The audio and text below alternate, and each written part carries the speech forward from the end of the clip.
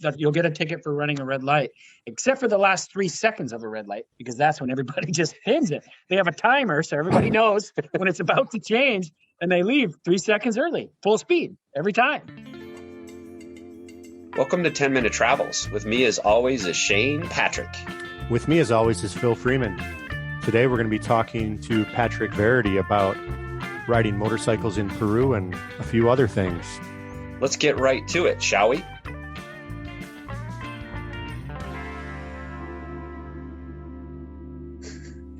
What advice would you guys give about riding motorcycles in Peru? Bring me along. That's all I can say. But advice to people that listen to this, Patrick. Not just the voice in your head. I don't know if it was you or Howard that told us the biggest thing in Peru isn't the speed, it's the speed differential. Full brake. And I'm glad you guys told us that at the very beginning, because we were ready for it. Because that is the thing. Full brake. Like, holy. Yeah, especially on straightaways where they'll just lay down a series of speed bumps. What's the deal with having a speed bump on a highway? It's like having a speed bump on the 405. Could you imagine how well a speed bump on the 405 would go over with everybody having to slow down for it? The only thing slow down or stop traffic in Peru are those innocuous red lights. For some reason, they obey those. And then the speed bump, because if you don't, you need to get a whole bottom end of your car. And it's a financial decision that makes them stop. That's the only thing. Otherwise, they would blaze through at top speed every time through every town all the time. I loved how people there right off that you'll get a ticket for running a red light, except for the last 3 seconds of a red light, because that's when everybody just pins it. They have a timer, so everybody knows when it's about to change, and they leave 3 seconds early, full speed, every time. What other advice would you have out there? I think you got to have your head on a swivel. There's no relaxing. Like we said earlier, they are good drivers, but they are assertive, and they're going to use your half of your lane. If you don't, you just always got to be ready. And there's so much. The dogs, mostly the dogs are awesome, but there was that one village full of evil dogs. Yep. How do you get around a dog safely?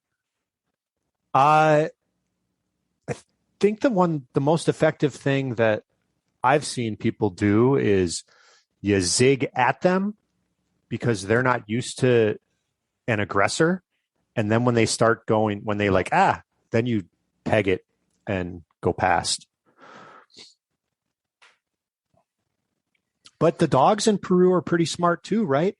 Like if you ride around Mexico or Argentina or India, you see a lot of dogs sleeping on the side of the road, like taking their last nap, kind of sleeping.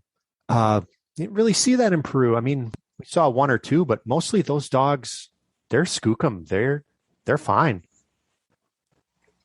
Yeah, they're pretty road savvy. But yeah, it seems to depend on the town whether they're going to be aggressive or not. What else out there would you give as a recommendation to somebody thinking about riding to Peru? Well, unlike Alaska, it's not a place to have a beer at lunch. You're also not going to ride hungover in Peru, or I certainly can't ride hungover in Peru. Oh my gosh. Like I've never had to use my faculties like that. I mean, that's a reflection on me, I guess, but I've never had to focus like that for that long. Oh my gosh. It was crazy. And also along with that, like not being hungover or whatever, quite a bit of that country is really high. So there's a good chance you're going to be sleeping with the effects of altitude.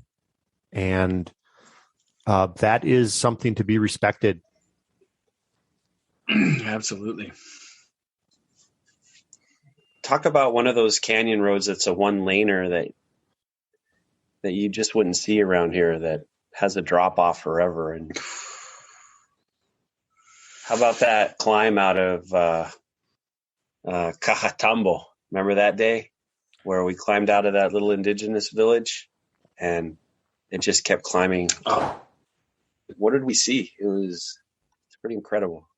There was no trusting any corner. Any corner you did, whether it was pavement or gravel, if it was gravel on the sketchiest road possible, just a trail, there could be a bus coming down. But every corner, there would be sheep, llama, donkeys, a crazy person. I've never ridden scared before. And I'm thankful I did because I stayed upright. But whoa. Yeah, you need to speed differential, I guess, right? Pull over to look around. Yeah, exactly. I couldn't even listen to music through my earbuds. No way. I needed everything I had for sure. Let's talk about the horn and how to use it. Shane, go ahead. Well, in the United States, a horn is akin to extending the longest digit on your hand. And in Peru, it's more like, I'm right here and I'm going over there. Is that cool? We're cool? Everything's cool. And a little different than, like, sorry, Patrick, but in India, the horns are constant. Like, it's really hard to tell when it's being directed at you. But in Peru, they use it a little bit less. They use it well, but never out of anger. Anyone, like, sometimes there'd be like a beep beep of the horn. And you look back and you would expect someone to be like shaking their fist at you or whatever. And it was just like, nope, I'm right here. You got a little too close. It's totally cool. And what? I was going to say, sorry, a thing that goes along with the horn is the turn signals. They don't always mean I'm turning left. Sometimes they mean pass me on the left. It's cool. So you just got to kind of step back a little bit and pretend you don't speak Spanish because you don't speak their sign language with their vehicles. Yeah, the left turn signal on a big truck slowly climbing could mean that they're going to take a left. Yeah. But what they're really probably saying is go ahead and pass.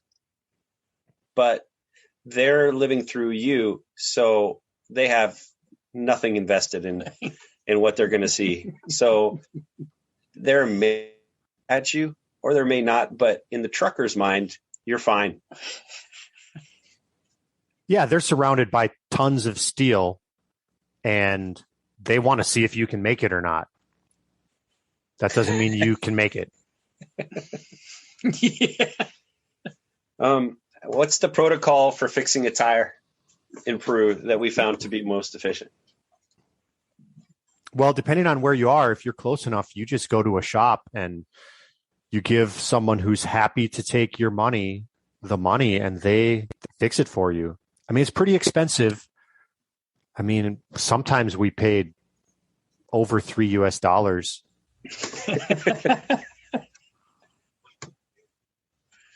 They have those shacks everywhere, almost literally everywhere. Yeah, what's that word? Yaventar? Llantero. Llantero. Oh, that's actually Baja. Vulcanizador. Was that? Yeah, they had that, but they also had the word for air. Maybe Llantero. They have, each region has its own name. And then, you know, one of the times I was at one of those places with Russ, I missed out on, I think, Patrick, one of your favorite, like, cultural memories. You know what I'm talking about? Russ and I went ahead with the tire and we came back and you told us about an emergency service vehicle that you saw go by. You remember that? Yes. Yes. That was great. There's an ambulance going by, cherries flying, sirens going, and they go by us and they're both eating ice cream cones. They look over. We had a good laugh on that one. It's like, we need to hurry. Ice cream is going to melt. That's all I can think. Put the sirens on. So, Patrick, what did you think about the food. Oh my gosh, I love the food.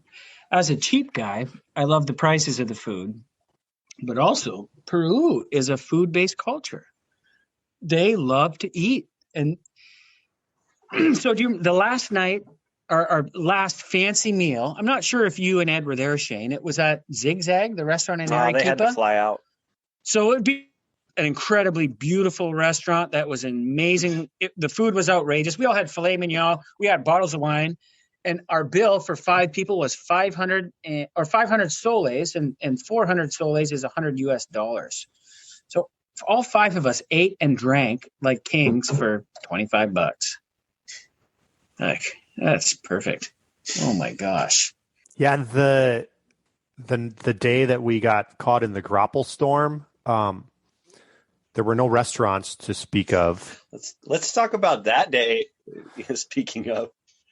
Yeah, I had a lesson that day. Get to the day, but let's talk about the meal first, just because we're on meals. Phil and I went down to the lovely lady at the counter and asked about where to eat or whatever, and I'm just following along because I barely have restaurant Spanish, but what we learned is there was nowhere to get food, but she might know a guy, and she asked us how many chickens we wanted. And Phil and I looked at each other and like, 3 chickens for 7 guys? And they brought us 3 chickens and rice and papa fritas and 2 liters of Pepsi, and it was fantastic. That was Patrick Verity talking about riding motorcycles in Peru and a few other things. If you want to learn more about Patrick or anything else we do at 10 Minute Travels, please visit 10minutetravels.com. And we want to remind you to make sure that your sense of humor matches your sense of adventure. And please like, subscribe, and share this podcast on all the platforms.